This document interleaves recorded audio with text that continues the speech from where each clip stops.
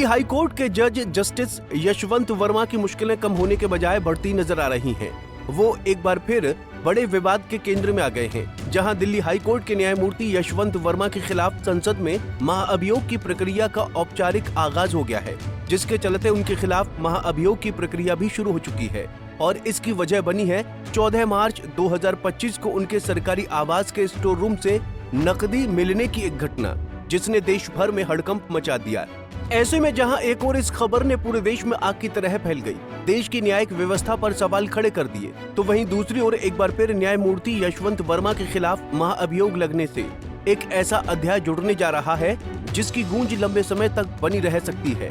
ऐसे में आइए विस्तार से जानते हैं कि आखिर सरकार ने कैसे की जस्टिस यशवंत वर्मा पर महाअभियोग लगाने की तैयारी और उन पर क्या क्या आरोप लगे हैं।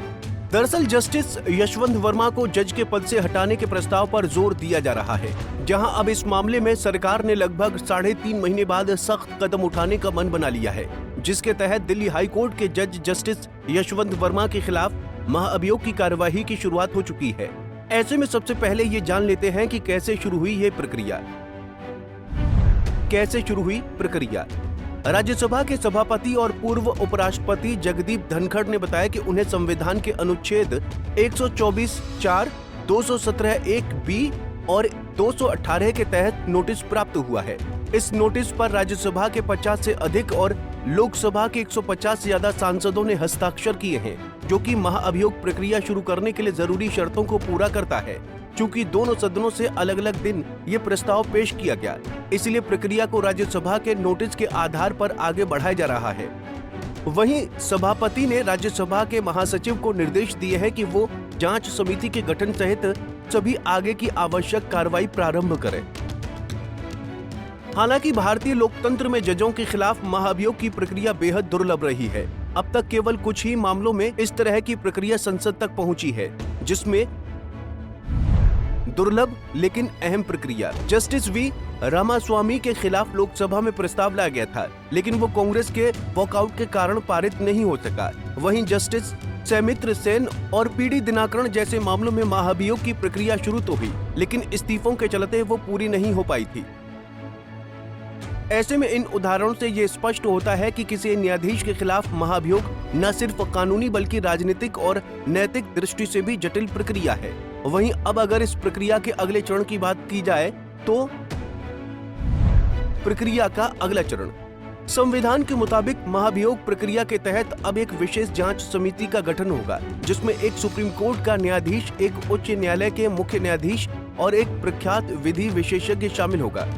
ये समिति ये जांचेगी कि क्या आरोप पर्याप्त और प्रमाणित हैं कि जज को उनके पद से हटाना चाहिए। अगर समिति ये सिफारिश करती है कि जज को हटाया जाए, तो संसद के दोनों सदनों में उस पर बहस होगी और कम से कम 2/3 बहुमत से उसे पारित किया जाना आवश्यक होगा।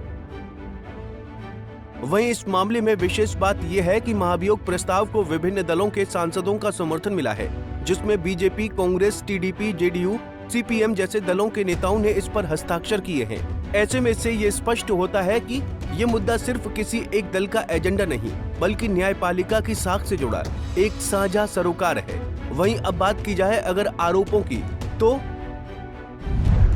आरोप क्या है? जस्टिस वर्मा पर संपत्ति और आचरण से जुड़े गंभीर आरोप लगे हैं। मार्च 2025 में उनके दिल्ली स्थित सरकारी आवास पर आग लगने की घटना के बाद जो साक्ष्य सामने आए वो बेहद चौंकाने वाले थे।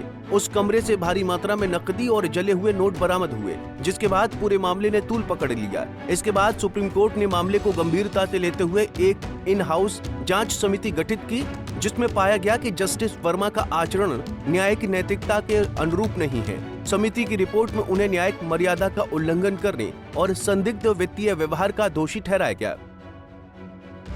हालांकि जस्टिस वर्मा ने अब तक इस मामले में अपनी कोई गलती स्वीकार नहीं की है, लेकिन जांच एजेंसियों ने इस दौरान कई गवाहों से पूछताछ की और उनके बयानों के आधार पर यह निष्कर्ष निकाला गया कि मामला गंभीर है और इसमें कार्रवाई जरूरी है। ऐसे में जस्टिस यशवंत वर्मा के खिलाफ महाअभियोग की प्रक्रिया एक गंभीर और संवेदनशील पड़ाव पर पहुंच चुकी है, जहां देखना यह है कि कैसे सरकार देश की न्यायपालिका में व्याप्त खामियों को दूर करने के लिए सख्त कदम उठाती है और साथ ही उसके ऊपर जनता के विश्वास को कैसे बहाल करती है। Bureau report, Punjab Kesari TV. हमसे जुड़े रहने के लिए हमारे YouTube चैनल को सब्सक्राइब करें और नई वीडियो की नोटिफिकेशन के लिए बेल आइकॉन को दबाएं।